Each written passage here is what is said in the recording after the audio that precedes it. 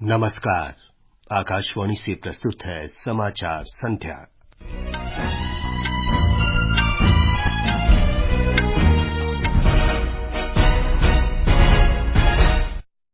गृह मंत्री अमित शाह ने आज नई दिल्ली में वामपंथी उग्रवाद पर समीक्षा बैठक की। 4 दशकों में पिछले वर्ष वामपंथी हिंसा में मृतकों की संख्या सबसे कम। सिक्किम में आपदाग्रस्त क्षेत्रों में राहत और बचाव कार्य जोरों पर, केंद्र ने सहायता के लिए 45 करोड़ रुपए मंजूर किए। ईरान की मानवाधिकार कार्यकर्ता नरगिस मोहम्मदी को इस वर्ष का नोबेल शांति पुरस्कार। हांगझोउ एशियाई खेलों में भारत ने 22 स्वर्ण, 34 रजत और 39 कांस्य सहित कुल 95 पदक जीते। पुरुष हॉकी में भारत को स्वर्ण पदक मिला और एक दिवसीय क्रिकेट विश्व कप में पाकिस्तान ने नीदरलैंड्स के सामने 287 रन का लक्ष्य रखा।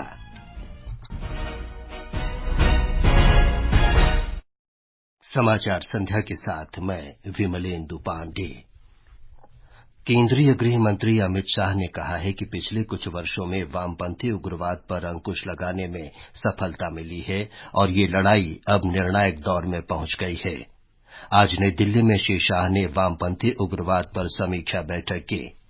बैठक में प्रभावित राज्यों के मुख्यमंत्री और अन्य संबंधित अधिकारी शामिल हुए। एक रिपोर्ट। वामपंथी उग्रवाद पर समीक्षा बैठक को संबोधित करते हुए केंद्रीय गृह मंत्री अमित शाह ने कहा कि प्रधानमंत्री नरेंद्र मोदी के नेतृत्व और वामपंथी उग्रवाद से प्रभावित सभी राज्यों के सहयोग से 2022 देश में बड़ी सफलताएं मिली हैं। उन्होंने अगले 2 वर्ष में वामपंथी उग्रवाद का पूरी तरह से सफाया करने की प्रतिबद्धता व्यक्त की। श्री अमित शाह ने कहा कि 2019 से ऐसे क्षेत्रों में कमी आ रही है जहां उग्रवादी बचे हैं। केंद्रीय सशस्त्र पुलिस बल के 195 नए शिविर लगाए गए और 44 नए शिविर अभी स्थापित किए जाएंगे। उन्होंने वामपंथी उग्रवाद से मुक्त हुए क्षेत्रों में ये समस्या वहां दोबारा उठ न सके, इसके लिए निरंतर निगरानी बनाए रखने की आवश्यकता पर बल दिया। गृह मंत्री ने कहा कि सरकार की कतई बर्दाश्त न करने की नीति के परिणाम स्वरूप 2022 में हिंसा और मौतों की संख्या में पिछले 4 दशकों में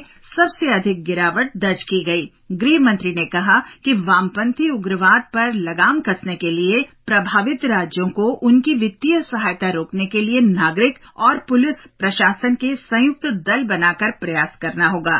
समाचार कक्ष से चंद्रिका जोशी। निर्वाचन आयोग ने राजस्थान, मध्य प्रदेश, छत्तीसगढ़, तेलंगाना और मिजोरम में आगामी विधानसभा चुनाव के मद्देनजर आज सामान्य पुलिस और व्यय पर्यवेक्षकों के साथ बैठक की।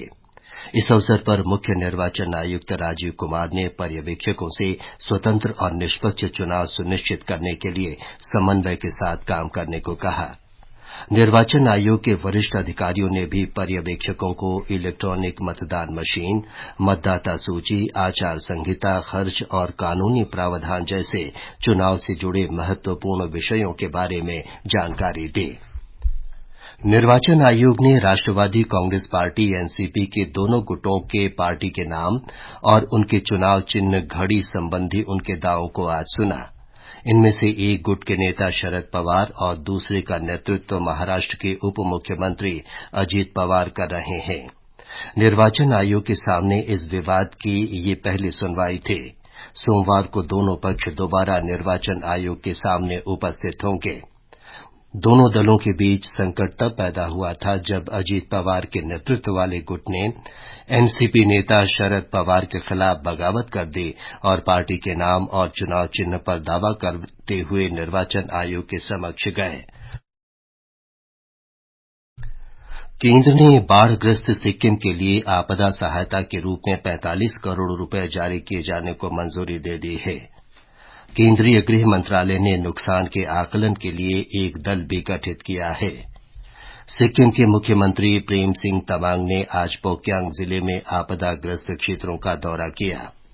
मुख्यमंत्री ने आपदा में मृतकों के परिजनों के 4-4 लाख रुपए की अनुग्रह राशि देने की घोषणा की। उन्होंने राहत शिविरों में रह रहे प्रत्येक व्यक्ति को 2000 रुपए की तत्काल राहत देने की भी घोषणा की। सिक्किम राज्य आपदा प्रबंधन प्राधिकरण ने बताया है कि राज्य में बाढ़ से मृतकों की संख्या बढ़कर 26 हो गई है। 142 लोग अब भी लापता हैं। उत्तरी सिक्किम में बर्फ से ढकी लोनाक झील के फटने के कारण 4 अक्टूबर को तीस्ता नदी में अचानक बाढ़ आ गई थी। उधर मौसम विभाग के वरिष्ठ वैज्ञानिक आरके जैनामणि ने सिक्किम में मौसम सामान्य रहने का अनुमान व्यक्त किया है। आज जो लेटेस्ट है यही है कि हमारा जो सिक्किम एरिया है वो इलाका के लिए कोई हैवी रेनफॉल वार्निंग नहीं है और मेनली हमारा जो हैवी रेनफॉल वार्निंग है वो मेघालय के लिए है जो रेड कलर है और बाकी जो नॉर्थ ईस्टर्न जो पूर्वोत्तर राज्य है उसके लिए हैवी से वेरी हैवी रेनफॉल हो सकता है। और हमारा जो कम दबाव का क्षेत्र था वो अभी धीरे धीरे बांग्लादेश में चला गया और इसके प्रभाव में मेनली मेघालय में रेन हो रहा है। ये समाचार हमारी वेबसाइट newsonair.gov.in/हिंदी और हमारे mobile app news on AIR पर भी उपलब्ध हैं। ये आकाशवाणी है।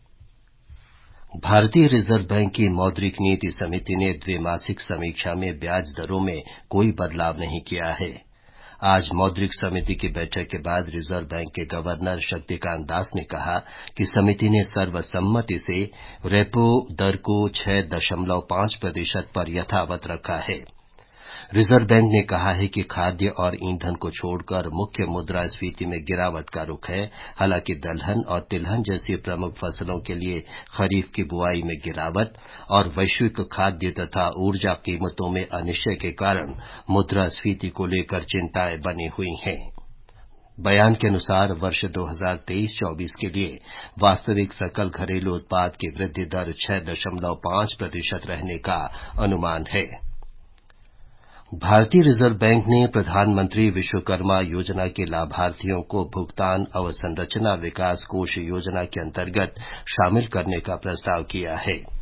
रिजर्व बैंक ने कहा है कि इससे जमीनी स्तर पर डिजिटल लेन देन को बढ़ावा मिलेगा।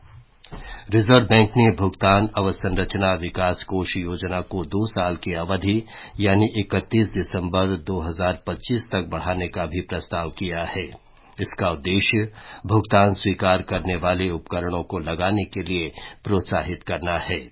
इस वर्ष अगस्त तक योजना के अंतर्गत 2 करोड़ 66 लाख से अधिक उपकरण लगाए गए हैं। केंद्रीय सड़क परिवहन और राजमार्ग मंत्री नितिन गडकरी ने बसों के ढांचे के निर्माण के लिए मानकों को मंजूरी दे दी है। ये मानक मूल उपकरण निर्माताओं और बस ढांचा बिल्डरों दोनों पर समान रूप से लागू होंगे। श्री गडकरी ने कहा कि ये कदम भारत में बसों की गुणवत्ता में और सुधार का मार्ग प्रशस्त करेगा।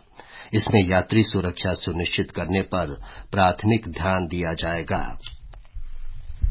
राष्ट्रपति द्रौपदी मुर्मू सोमवार को न्याय संगत और बाधाएं सहने में सक्षम कृषि खाद्य प्रणाली पर अंतर्राष्ट्रीय अनुसंधान सम्मेलन का नई दिल्ली में उद्घाटन करेंगे। ये सम्मेलन 12 अक्टूबर तक चलेगा। भारतीय कृषि अनुसंधान परिषद और अंतर्राष्ट्रीय कृषि अनुसंधान पर परामर्श समूह जेंडर प्लेटफॉर्म पर इस सम्मेलन का आयोजन कर रहे हैं। केंद्रीय वाणिज्य और उद्योग मंत्री पीयूष गोयल ने संयुक्त अरब अमीरात की यात्रा के दौरान कारोबारी प्रमुखों के साथ बातचीत की। इसका उद्देश्य भारत और संयुक्त अरब अमीरात के बीच व्यापार और निवेश को बढ़ावा देना है। बैठक में विशेष रूप से इलेक्ट्रॉनिकी सहित कई क्षेत्रों में व्यापार की मजबूती पर चर्चा की गई। साथ ही भारत संयुक्त अरब अमीरात समग्र आर्थिक भागीदारी समझौते से उत्पन्न अवसरों के बारे में भी विचार विमर्श किया गया। इन वार्ताओं से दोनों देशों के बीच विभिन्न क्षेत्रों में सहयोग और अवसर बढ़ने की उम्मीद है। इलेक्ट्रॉनिकी और सूचना प्रौद्योगिकी मंत्रालय ने देश में बाल यौन शोषण सामग्री हटाने के लिए social media platform x, YouTube और टेलीग्राम को नोटिस जारी किया है। मंत्रालय ने 3 सोशल मीडिया मध्यस्थों को चेतावनी दी है कि नोटिस के अनुपालन में किसी भी तरह से देरी होने पर आईटी अधिनियम की धारा 79 के तहत उनकी सुरक्षा वापस ले ली जाएगी, जो उन्हें कानूनी दायित्व से बचाती है। भारतीय वायुसेना 8 अक्टूबर को अपनी 91वीं वर्षगांठ मना रही है। इस अवसर पर समारोह से पहले आज प्रयागराज में वायुसेना ने फुल ड्रेस रिहर्सल की।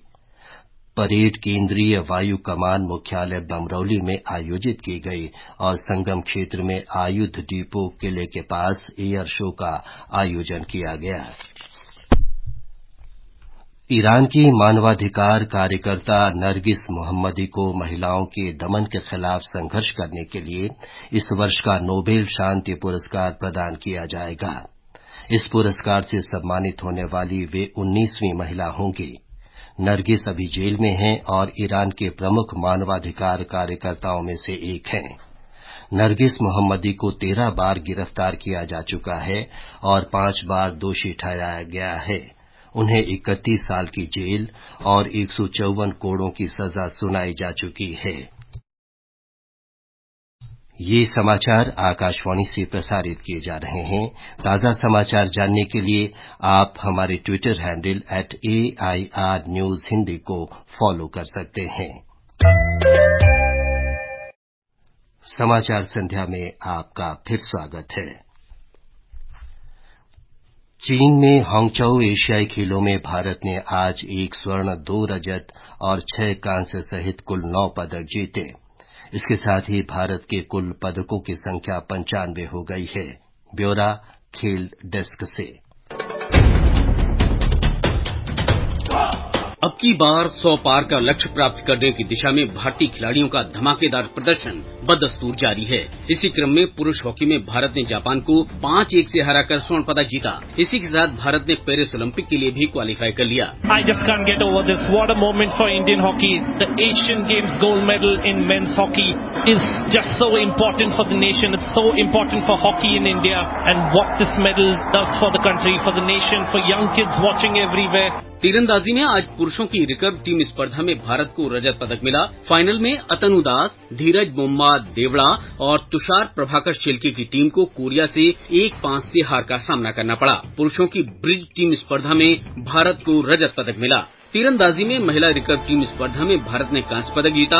अंकिता भगत, भजन कौर और सिमरनजीत कौर की टीम ने वियतनाम की टीम को 6-2 से हराकर ये उपलब्धि हासिल की। बैडमिंटन के पुरुष सिंगल्स में एचएस प्रणॉय को कांस्य पदक मिला।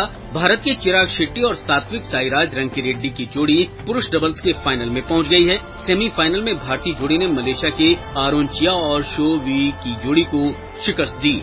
सिपक टाकरा में महिला टीम को कांस्य पदक मिला है। महिला कुश्ती में सोनम ने 62 किलोग्राम भार वर्ग में कांस्य पदक प्राप्त किया। महिलाओं की 76 किलोग्राम फ्री स्टाइल कुश्ती में भारत की किरण ने मंगोलिया के पहलवान को पटखनी देकर कांस्य पदक जीता। अमन ने जापान के पहलवान को हराकर भारत के लिए एक और कांस्य पदक जीता। क्रिकेट में भारत ने बांग्लादेश को 9 विकेट से हराकर फाइनल में जगह बना ली है। महिला कबड्डी में भारत ने नेपाल को हराकर फाइनल में प्रवेश किया। पुरुष कबड्डी के सेमीफाइनल में भारत ने पाकिस्तान को हराकर फाइनल में जगह बनाई। भारत 22 स्वर्ण, 34 रजत और 39 कांस्य सहित कुल 95 पदक जीतकर चौथे स्थान पर है। एशियाई खेलों में भारत का अब तक का ये सर्वश्रेष्ठ प्रदर्शन रहा है। मुकेश कुमार, आकाशवाणी समाचार, दिल्ली।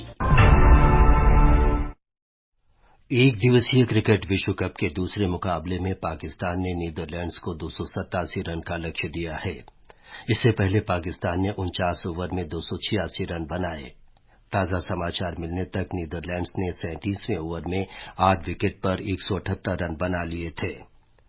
कल ही दक्षिण अफ्रीका और श्रीलंका के बीच मैच दोपहर 2 बजे खेला जाएगा।